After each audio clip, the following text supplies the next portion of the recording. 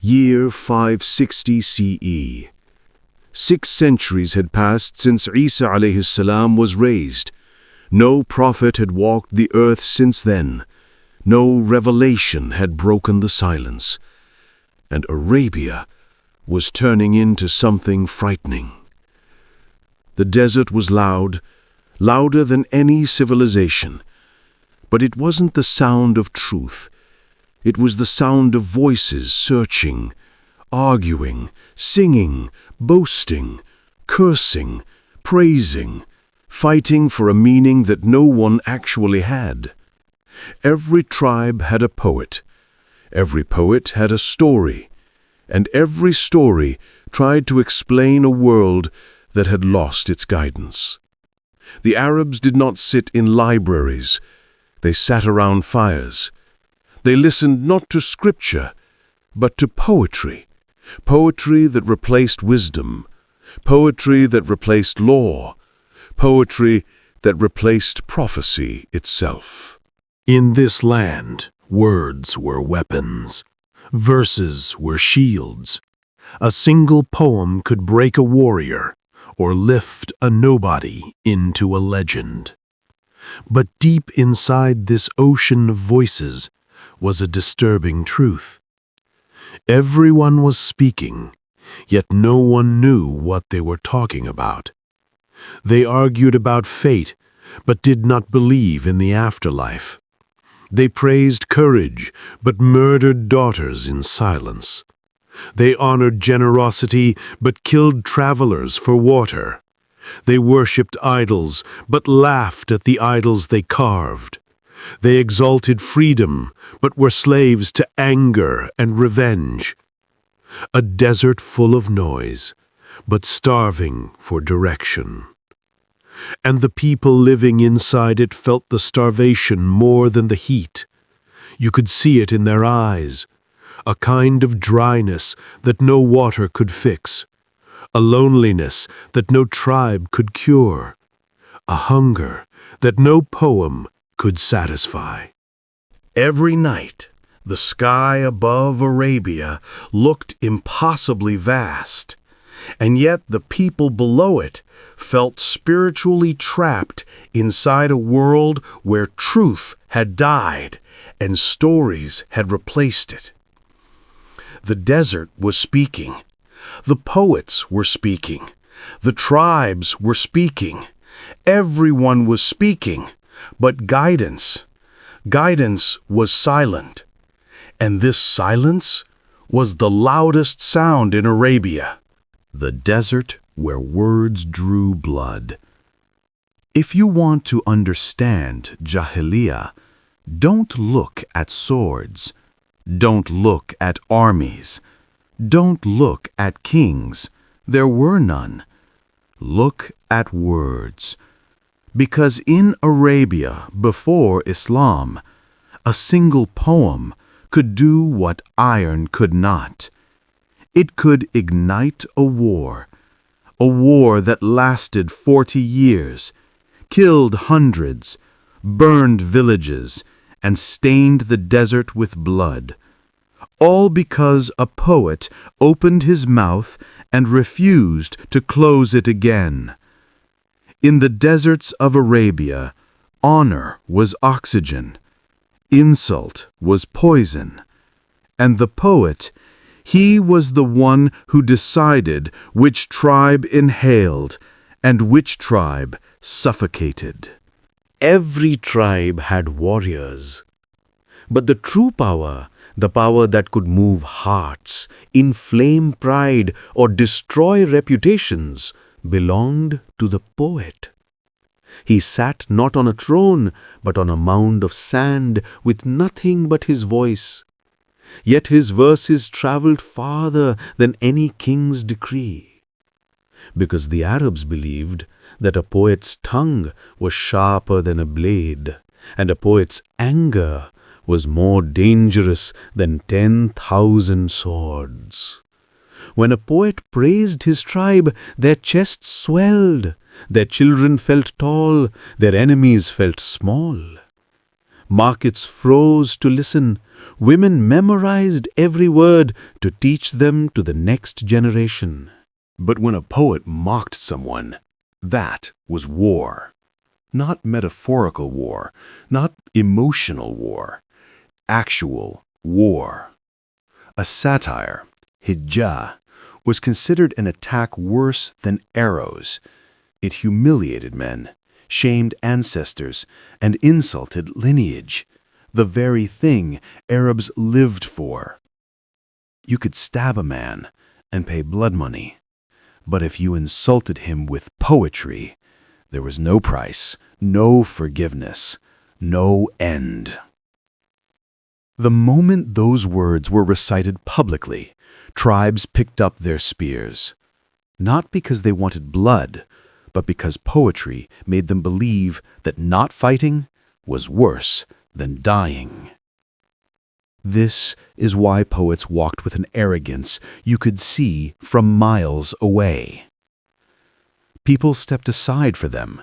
Chiefs feared them. Even the greatest warriors lowered their gaze when a poet approached. Because one line from that man could erase your entire legacy. One verse could make your sons hang their heads for the rest of their lives.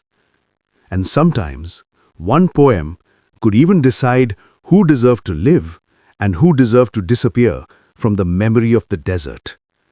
This was Jahiliyyah, a world where swords drew blood, but poetry decided why the blood was spilt.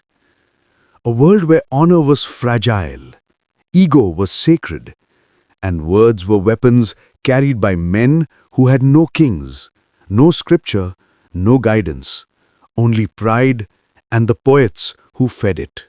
When a man's tongue became his tribe's shield. To understand Arabia before Islam, you must understand one disturbing truth.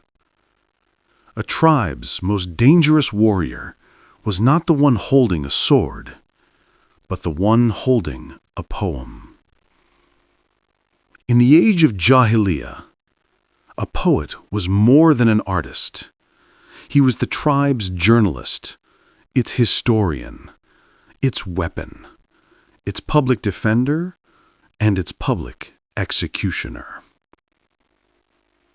When a poet praised his people, their enemies hesitated. They felt the desert itself leaning toward that tribe. Trade increased. Allies appeared. Honor grew.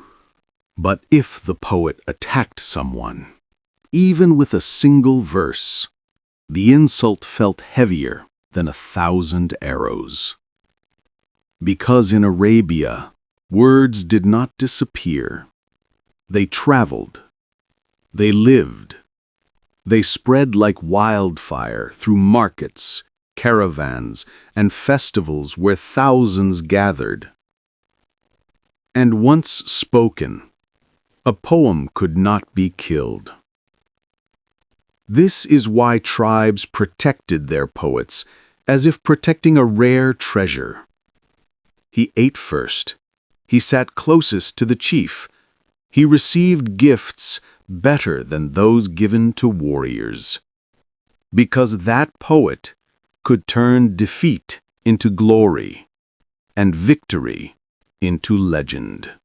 But he could also turn a small argument into a lifelong war, simply by describing it with the wrong words.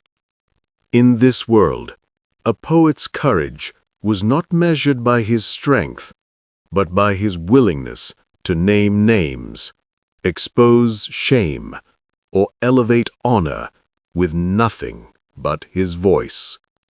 He stood on a stage of sand, with no king above him, no scripture guiding him, and no fear in his heart.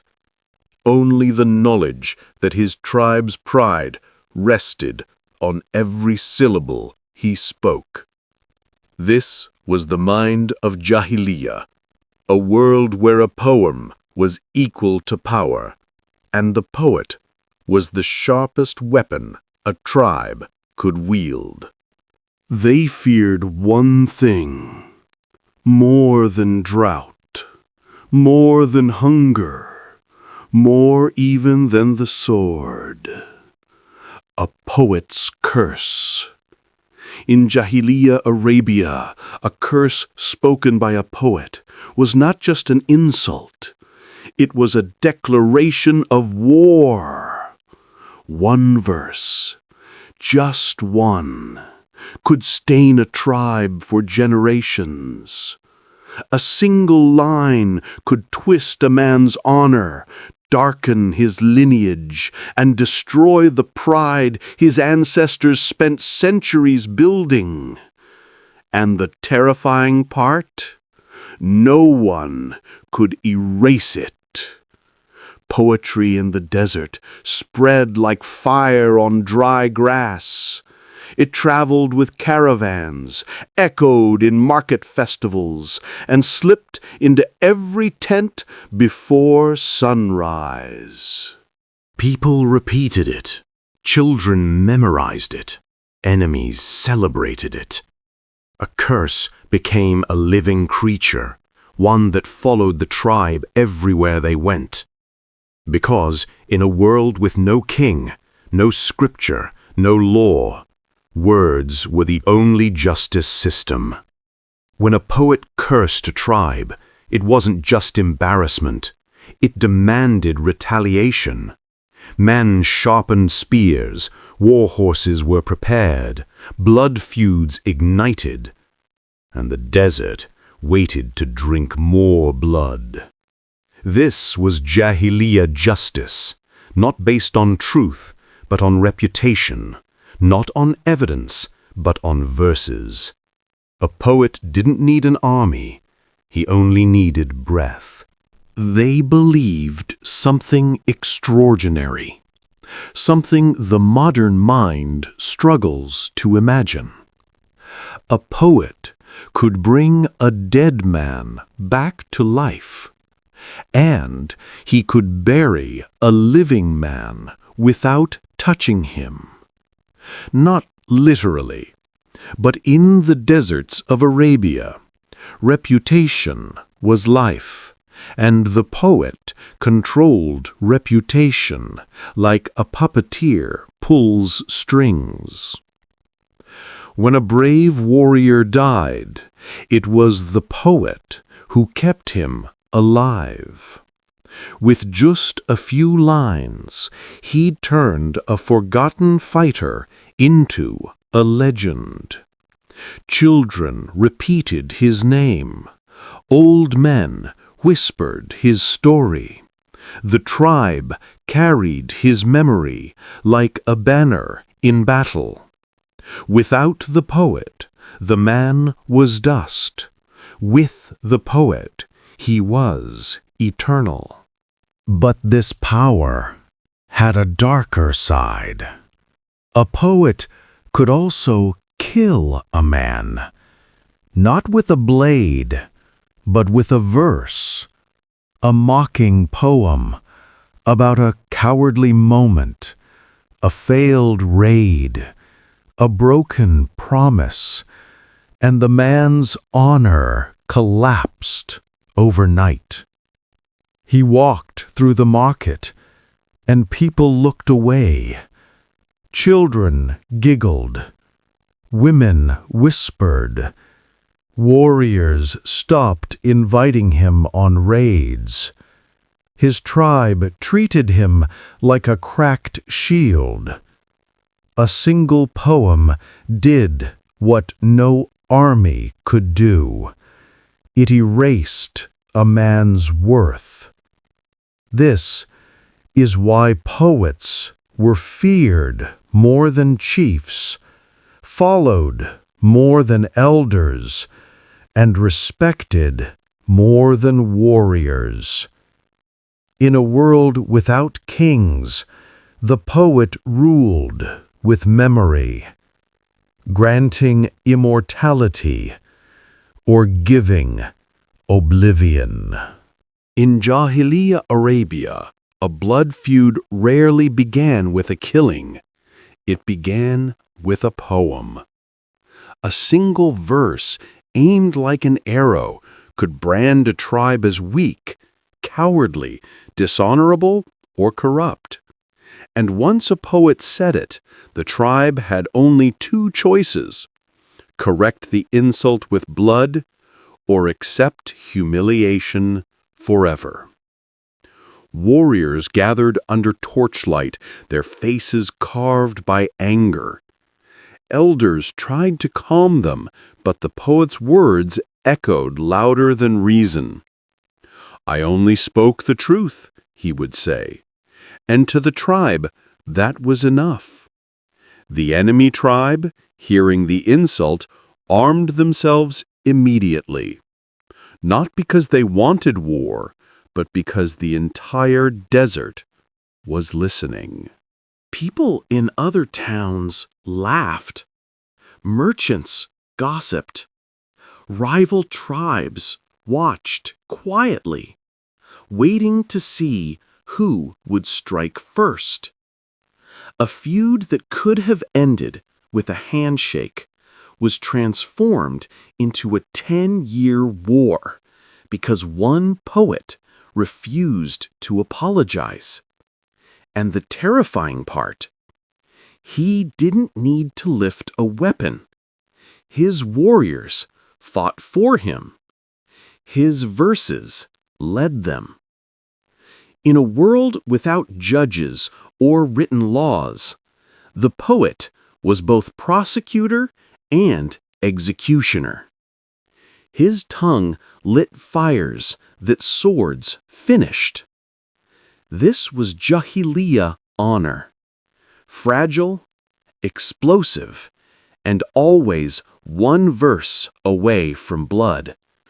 If a poet wanted fame, real fame, he went to Ukaz.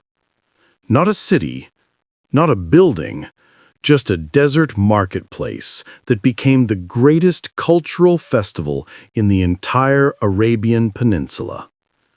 Tens of thousands gathered, merchants shouted, camels groaned, swords gleamed, and in the center, a raised platform where poets performed like gladiators of language.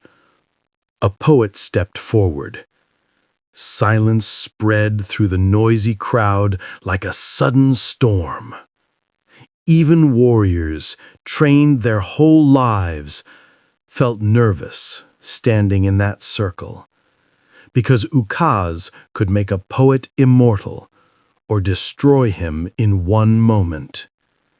If he recited brilliantly, the crowd erupted.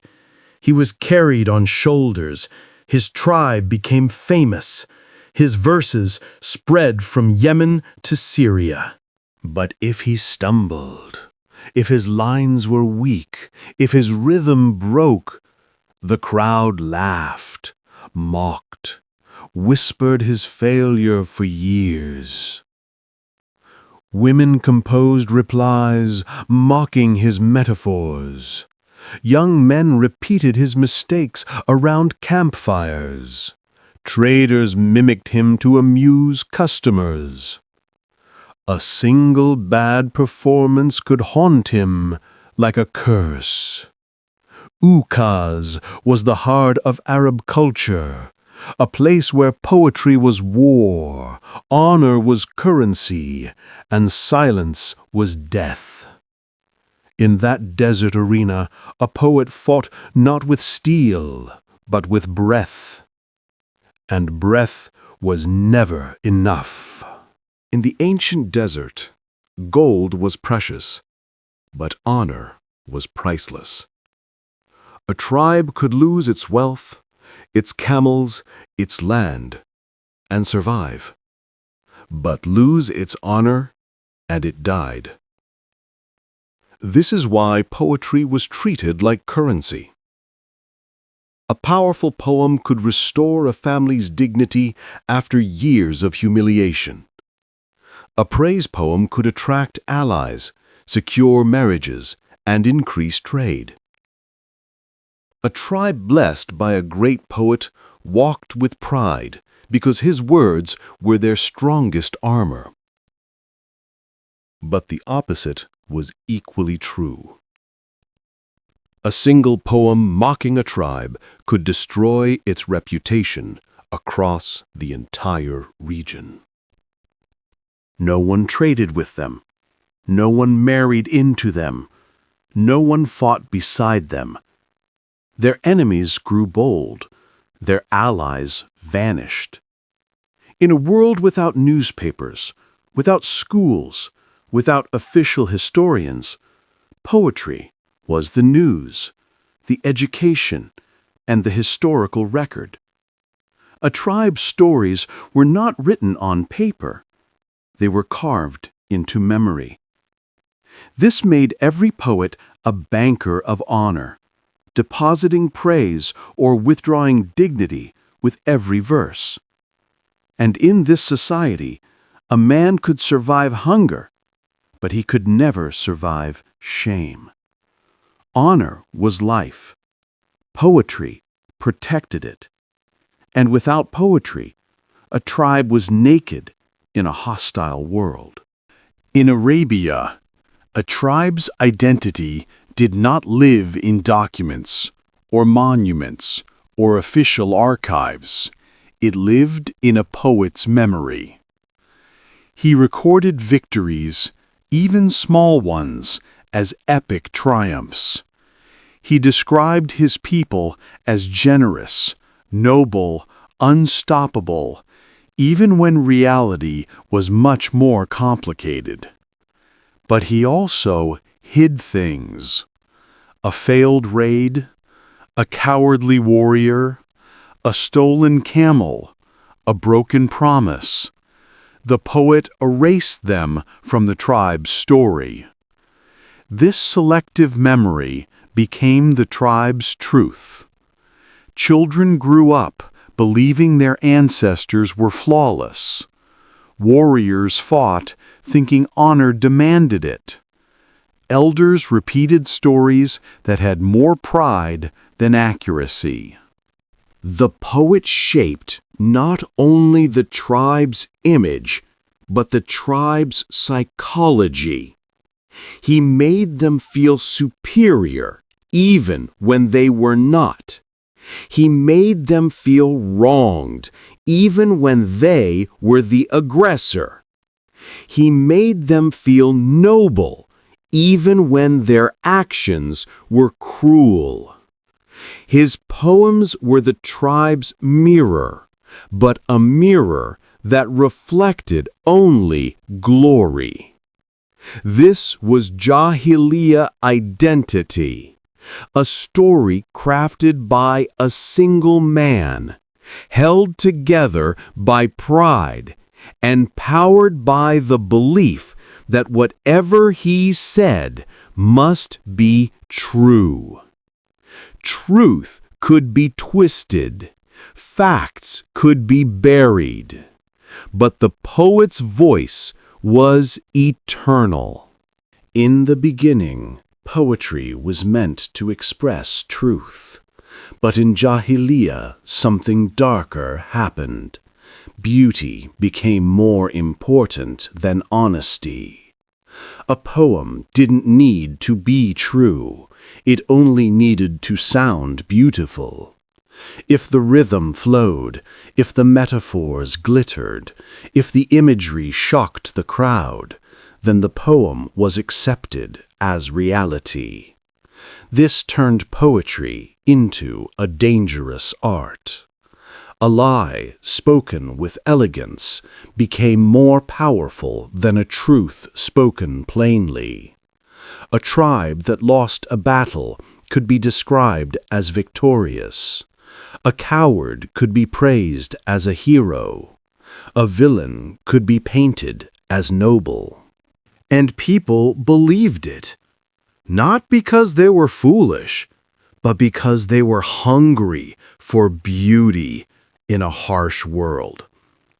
This obsession with poetic perfection twisted their moral compass. They judged poems not actions.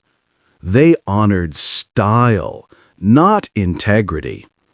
They valued praise, not sincerity. In such a world, truth had no defender. Poetry ruled, beauty dominated, and morality drowned under the weight of powerful verses. This was the heart of the Jahiliyyah mindset. A world where lies were accepted as long as they sounded beautiful. Before Islam, Arabia did not just lack a king.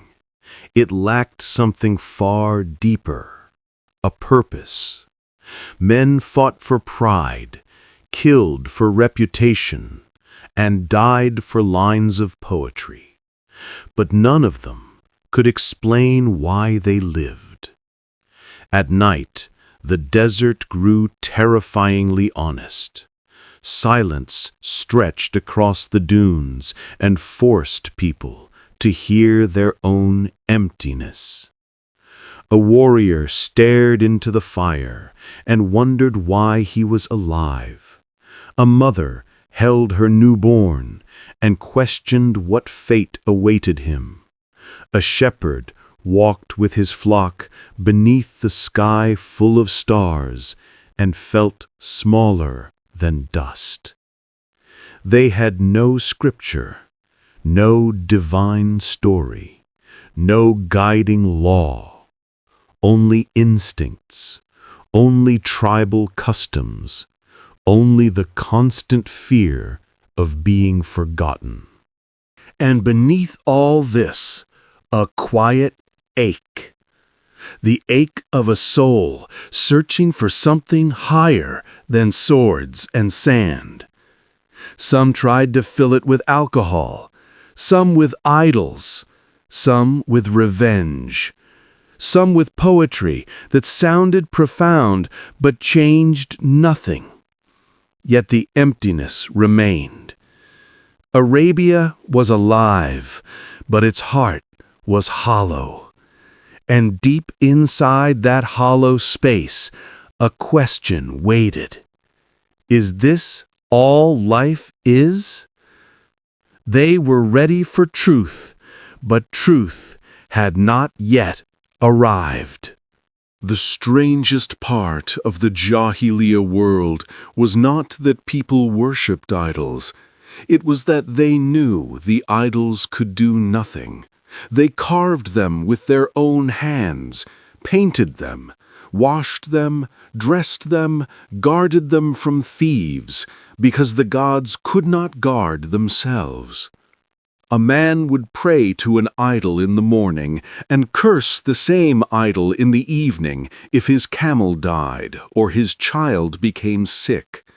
Some idols were made of wood, some of stone, some of dates, and when food ran low, they simply ate their god. Yet the people returned to them again and again. Not because they believed the idols had power, but because they had nothing else to believe in. When a man is drowning, he even grabs at a shadow. Behind every idol was a desperate question. Who created me? Why am I here? Who hears me when I cry? Who saves me when I fear the night? The idols gave no answers, no revelations, no comfort, only silence. The people of Arabia lived surrounded by gods, yet lived without guidance. Their hearts wanted the truth, but their hands kept shaping lies. When people lose truth, they don't become atheists. They become desperate. And desperation fills the world with superstition. Arabia believed in jinn, not as myths, but as neighbors. The desert at night was a terrifying place. Every sound felt like a message. Every wind felt like a presence. Every shadow felt alive. Soothsayers, kahins, became the desert's false prophets. They spoke in riddles, claimed visions, and performed strange rituals around fire and smoke. People feared them. People obeyed them. People paid them. A woman came to ask about her pregnancy.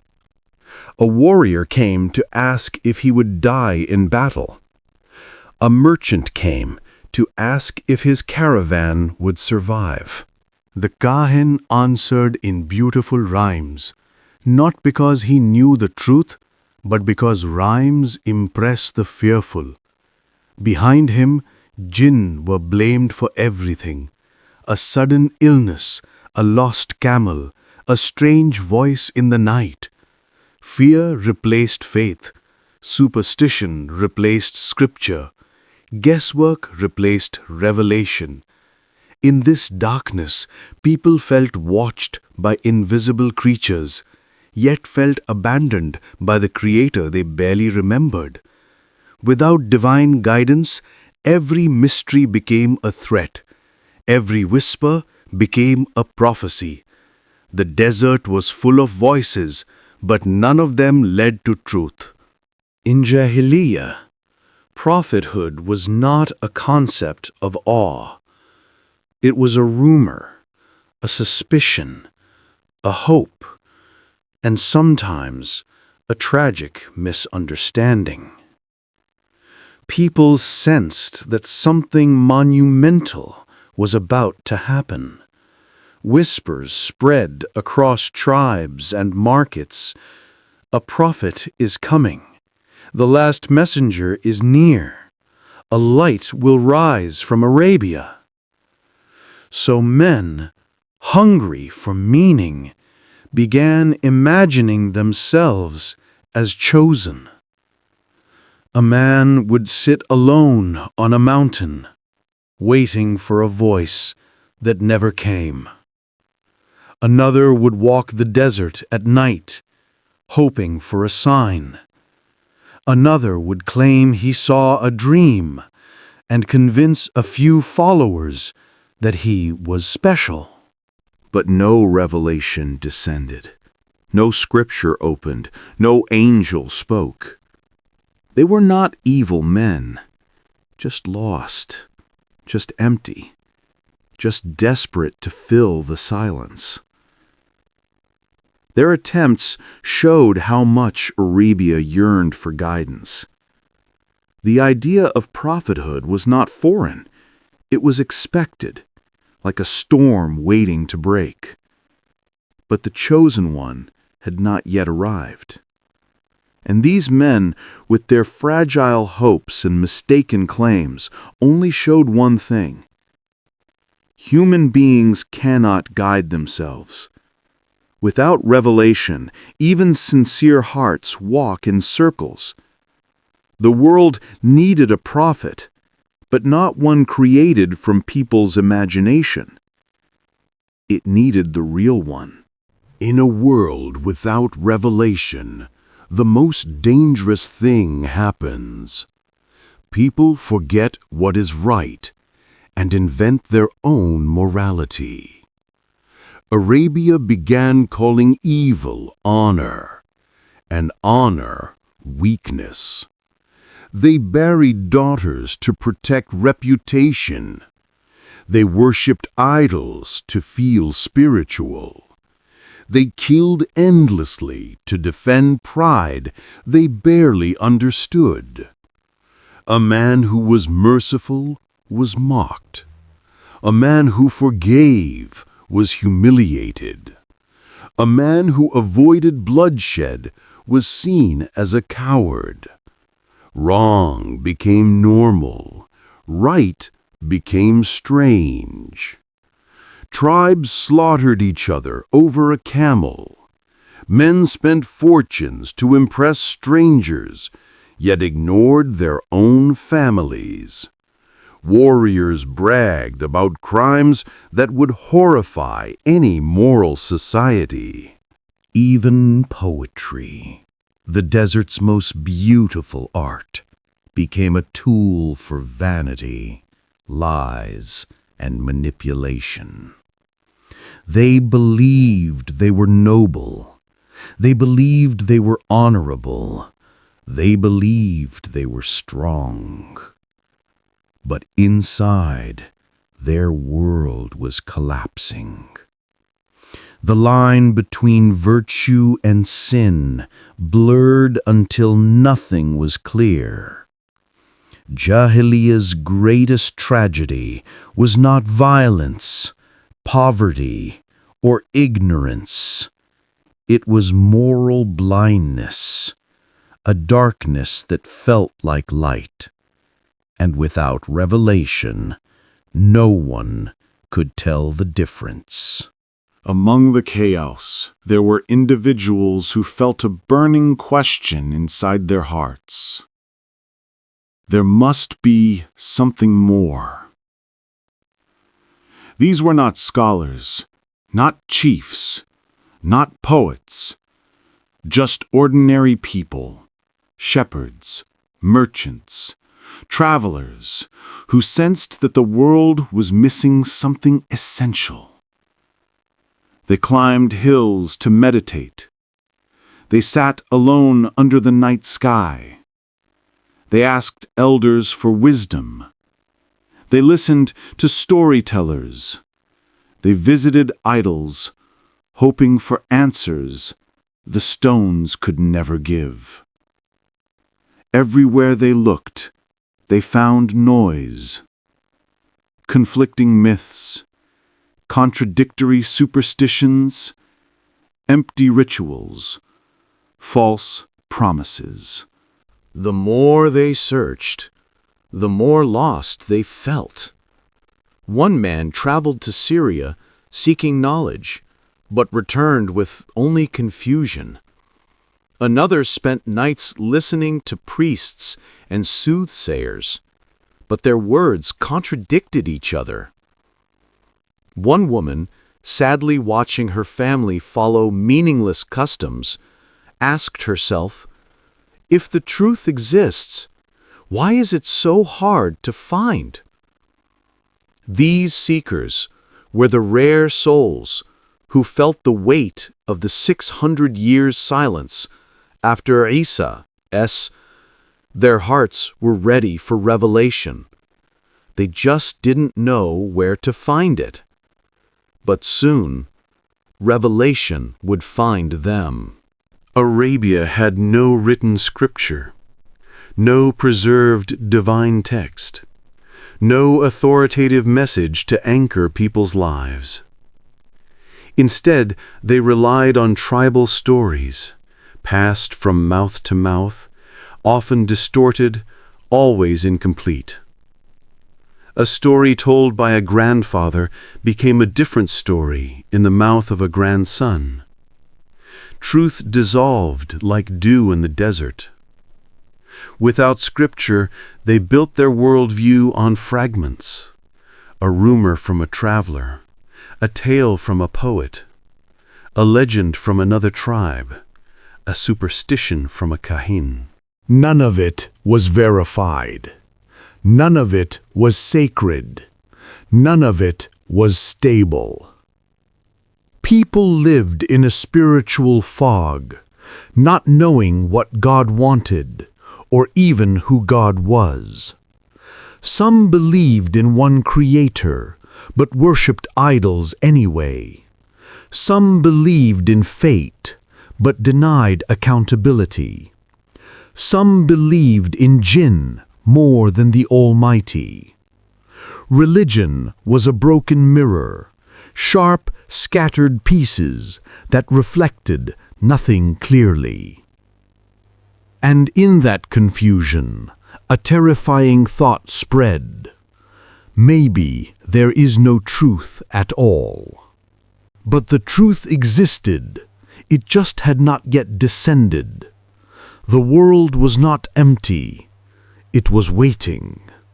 Despite the chaos, despite the violence, despite the superstition, Arabia was not hopeless. Something was building. A silent cry rose from the hearts of the people, a cry even they could not hear. Mothers wanted safety for their children. Warriors wanted meaning beyond revenge. Poets wanted truth beyond beauty. Merchants wanted fairness beyond greed. Even chiefs, drowning in pride, felt the weight of their society's fragility. They didn't know it, but they were ready. Ready for justice, ready for morality, ready for truth, ready for a message that would end the confusion and unite the scattered hearts of the desert. The signs were everywhere. Ancient scriptures hinted at a final messenger. Scholars of other religions spoke of Arabia as the land of the coming prophet. Strange events in the skies felt like warnings, and the world from Rome to Persia was collapsing morally, as if clearing space for something new. Arabia stood on the edge of transformation. One revelation would change everything. The desert was silent because it was listening. Arabia was a paradox, a land of astonishing brilliance and devastating ignorance. They produced poetry that stunned entire nations. Their language was unmatched in depth, beauty, and power. Yet their moral compass was shattered. A man could recite verses so moving they brought crowds to tears, then turn around and bury his own daughter with the same hands. They valued courage, but killed for pride. They valued generosity, but punished mercy. They valued loyalty, but fought endless wars against their own cousins. Their minds were sharp, but their souls were lost. This contradiction made the society unstable, like a desert storm, packed with lightning, but no rain. They had the tools to understand revelation, a rich language, a culture that worshipped eloquence, a tradition of memorization.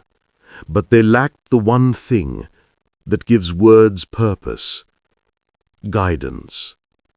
It was like owning a sword with no reason to fight, or a map with no destination. The Arabs were ready to receive something great. They just needed a truth, powerful enough to unite their brilliance and cure their blindness. That truth was on its way. Arabia asked some of humanity's oldest questions. Who created us? What happens when we die? Why do we suffer?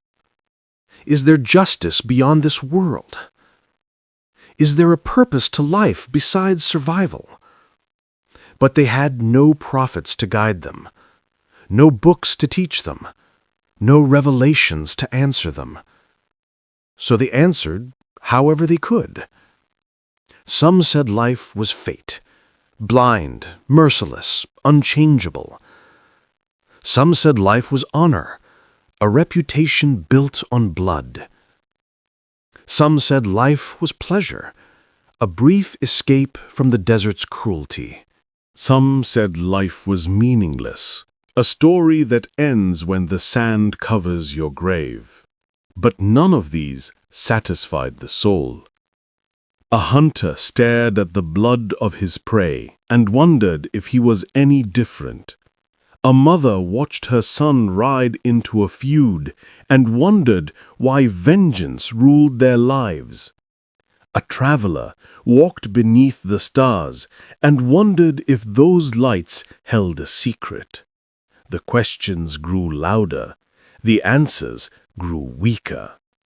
Arabia was spiritually starving, not because it lacked intelligence, but because it lacked revelation. The world awaited a voice strong enough to answer every question, a voice that was about to rise from Mecca. Arabia before Islam had one absolute law. Honor is everything, even if morality dies. A man could steal, lie, betray, or murder, yet still walk proudly if his tribe defended him. Honor was not about right or wrong. It was about reputation, image, the appearance of strength. A man who refused revenge was shamed. A man who forgave was mocked. A man who chose peace was seen as weak. So honor replaced conscience. Pride replaced ethics. Emotion replaced justice. Two tribes could fight for 40 years because someone, it didn't matter who, felt insulted at a wedding, a market, or even around a fireplace. Elders knew this system was unstable, but they kept it alive because it was all they knew. Women cried for peace. Children grew up afraid. Warriors died young, chasing a glory that meant nothing after they entered the grave. Honor ruled the desert, but honor was blind, and a blind ruler cannot lead a nation. Arabia's moral compass was broken, not pointing toward justice, nor mercy, nor truth, only toward pride. A heavy wind was approaching to reset that compass forever. Freedom in Arabia was an illusion. A man could walk the desert with no king above him, no government restricting him, no empire taxing him. Yet he was not free. His tribe owned him. He belonged to them from birth to death. His choices were theirs. His enemies were theirs. His loyalty was theirs. He could not love outside the tribe. He could not marry outside the tribe. He could not travel, trade, fight, or speak without worrying about tribal consequences. A man's life was not his identity. It was his tribe's identity. If he made a mistake, his tribe paid the price. If he disobeyed, his tribe punished him. If he fled, his tribe hunted him. The tribe protected him, but also suffocated him. A man might dream of a different life, a different purpose, a different destiny, but his tribe's expectations wrapped around his soul like chains made of pride. This was the paradox of pre-Islamic Arabia. The desert looked vast, the sky looked free, but the people, their hearts were trapped. They had no king, but they also had no freedom. They needed a message that gave dignity to the individual without destroying the community. And that message was on its way.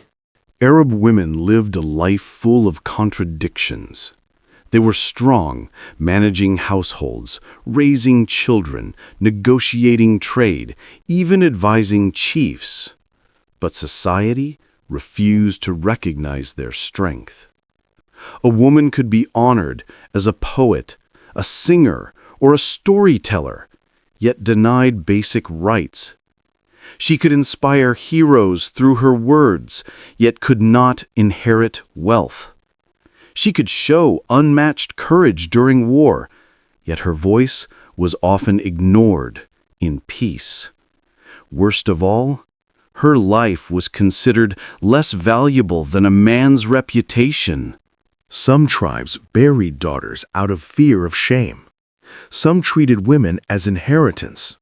Some sold them to erase debts. Yet in other tribes, women held enormous influence. A wife could sway a chief. A mother could guide warriors. A grandmother could decide alliances. Arabia could not decide what women were: precious or dangerous, honored or disposable, partners or property. This moral confusion was part of the larger darkness. Human dignity was not based on worth, but on gender, tribe, and power. The world desperately needed a revelation that honored women not as symbols, but as humans. That revelation was closer than they knew. Children in pre-Islamic Arabia grew up fast. They had to. A boy of 7 knew how to track footprints. A boy of 10 could ride a horse at full speed. A boy of 12 carried a spear and watched his father prepare for war. Childhood was not a stage of innocence. It was preparation for survival. They learned to hide their emotions, to endure hunger, to sleep under cold skies, to watch their backs in crowded markets. Many boys lost fathers early to feuds that had nothing to do with them. Many girls grew up afraid that their lives were unwanted, their futures uncertain. Children learned poetry before they learned morality. They memorized insults, war cries, and tribal stories that glorified violence. Their bedtime stories were tales of revenge. Their morning lessons were warnings. Never trust outsiders. Never forget an insult. Never forgive. A child's heart, soft by nature, hardened quickly. But beneath that hardness lived a longing, a desire to be protected, to be valued, to be loved without conditions. They had strength, but no guidance, courage, but no direction. The desert shaped their bodies, but revelation would soon shape their souls. One of Arabia's deepest wounds was tribal arrogance. Every tribe believed it was superior. Superior blood, superior ancestors, superior courage, superior honor. They mocked others for poverty, insulted others for lineage, belittled others for dialect or customs. This arrogance was the fuel for endless conflict. A merchant refused trade because the buyer was from a lesser clan. A chief rejected a marriage because the groom was from a weaker lineage. A poet exaggerated his tribe's greatness and portrayed others as mere shadows. This superiority complex did more than divide them. It blinded them. It made them deaf to truth, unable to learn, unable to change. Even when someone spoke wisdom, they ignored it if he belonged to a different tribe. Truth was judged by who spoke it, not by what it was. This was the ideological prison that held Arabia captive. And this arrogance was the exact disease that Islam would break. Because revelation would teach a lesson they had forgotten. All humans are equal before their Creator. The desert did not know that truth yet, but it was coming. Violence in Arabia was not a choice. It was a cycle. One tribe attacked another.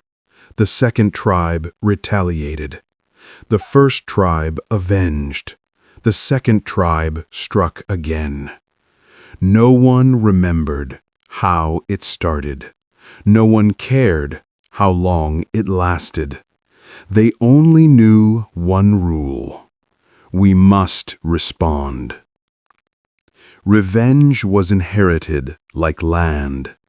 A grandson continued the feud his grandfather started. A child grew up believing he was born into a war that must be completed. And so blood continued to spill. Not because the people were cruel, but because violence was the only justice system they knew. If a man killed another, his tribe was responsible, even if they had nothing to do with the crime. Collective punishment fed the flames. Warriors enjoyed brief victories, then suffered long-term losses. Mothers buried sons.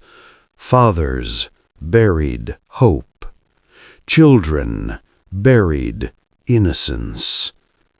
The desert tasted more blood than rain.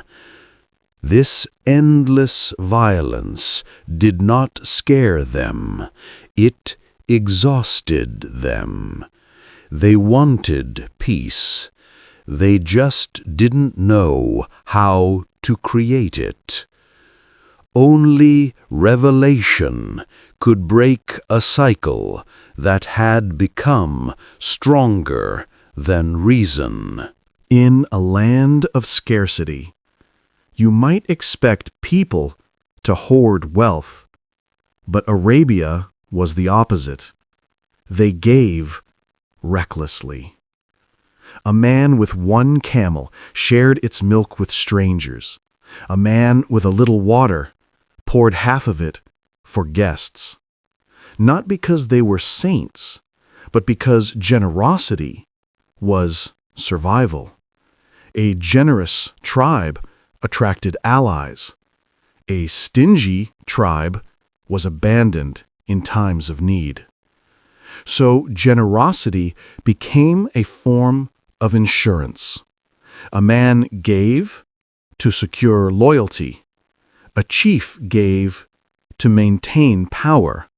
A warrior gave to build fame. And poets praised givers so loudly that people kept giving to stay relevant in the poems. But under this beauty lay a hidden problem. Their generosity had no moral foundation. A man could donate wealth one day and commit a crime the next. They mixed kindness with brutality, giving with vengeance, hospitality with prejudice. Their hearts were open but confused. They understood virtue but could not build a system around it. They needed a revelation that preserved generosity but purified its intention. They needed guidance to turn charity from strategy into worship. The desert was loud by day. Markets, caravans, arguments, poetry battles, negotiations. But at night, everything fell silent. A silence so vast, so absolute, so overwhelming that people felt their souls exposed. Under a sky crowded with stars, a man could not hide behind tribal pride. He was alone with his thoughts, alone with the questions he tried to ignore. Who created the sky? Why am I alive? Why does my heart feel empty? What happens when I die? If idols were real, why can't they speak? Some men found the silence peaceful. Most found it terrifying. Thoughts they suppressed by day returned with force at night. The night was the desert's preacher, delivering sermons to unwilling hearts. Many tried to drown it with wine, music, or company, but eventually everyone faced the silence. And in that silence, the human soul whispered the same truth. This cannot be all there is. The night prepared their hearts for revelation, because only hearts that question deeply can recognize the truth when it arrives. Before cinema, before books, before written history, Arabia had storytellers. They were the desert's entertainers. They traveled from tribe to tribe, setting up circles at night, drawing crowds of men, women, and children. They told stories of ancient kings, lost cities, and mythical creatures. Stories of love, war, revenge, and magic. People listened, laughed, feared, and escaped reality for a few moments. But the stories offered no wisdom, no morality, no spiritual growth. They were beautiful, but empty. A man could spend hours listening to these tales and learn nothing about himself, his creator, or his purpose. The storytellers kept the desert entertained, but kept it lost. Their tales were smoke, bright, swirling, but disappearing as soon as they ended. This entertainment became a distraction, a way for people to avoid the discomfort of thinking. Yet these empty stories played an unexpected role. They made people crave a real story, a divine story, a revelation that wasn't just entertainment, but guidance. The world was ready for a book whose words would not disappear like smoke. By the time the final messenger was near, Arabia had reached a breaking point. They were tired of feuds, tired of idols, tired of empty rituals, tired of meaningless poetry, tired of a life that gave no answers. People didn't realize it, but their souls were starving. Deep inside, they longed for a God who listens, a law that makes sense, a morality that heals, a purpose that elevates, a truth that unites. Their cultures, their customs, their traditions, all were crumbling internally. They were ready for a voice that would bring clarity after centuries of confusion, ready for a scripture that would outshine poetry, ready for a truth stronger than pride, ready for a mercy greater than tribal loyalty. The desert was spiritually dry, and every dry land waits for rain. Revelation was that rain. And just when the world felt most lost, when darkness seemed permanent, a light was about to rise from a cave on a quiet mountain. A light that would change everything.